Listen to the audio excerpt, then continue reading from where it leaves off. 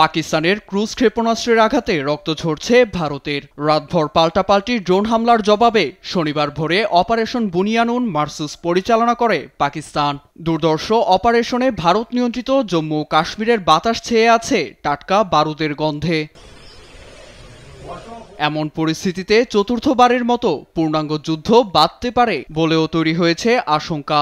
এর জন্য মোদী সরকারের দিকেই তীক্ষ্ণ দৃষ্টি রাখছে একাধিক রাষ্ট্রবিজ্ঞানী ও কূটনীতিকেরা। এছাড়া রাজনৈতিক ক্ষমতা টিকিয়ে রাখতেও বিজেপি সরকার যুদ্ধের কৌশল অবলম্বন করছে বলে মত পাকিস্তানের রাষ্ট্রবিজ্ঞানী আয়েশা সিদ্দিকার।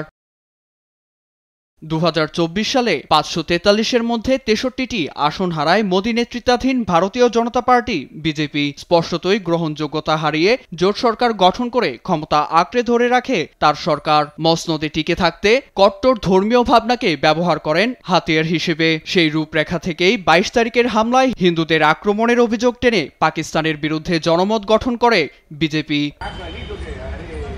পাক বিরোধী পদক্ষেপ নিয়ে সাধারণ ও বিরোধী রাজনৈতিক দলের সমর্থনও জুগিয়েছেন তিনি। এদিকে চলমান উত্তেজনায় পাকিস্তানের উপর বাড়তে থাকা সাধারণের জনরোষও দমনের মতো নয়। এতে নেতৃত্বের লোভে গ্রহণযোগ্যতা বাড়াতে মোদী সরকার ভুল পদক্ষেপ নিয়েছে বলেই মত বিশ্লেষকদের। তার নেতৃত্বেই অপারেশন সিঁদুর পরিচালনা করে সামরিক শক্তিতে বিশ্বের সেরা 5-এ থাকা দেশ ভারত। উস্কানির জবাবটাও আটঘাট বেঁধেই দিয়েছে সামরিক শক্তিতে 9ম স্থানে থাকা পাকিস্তান।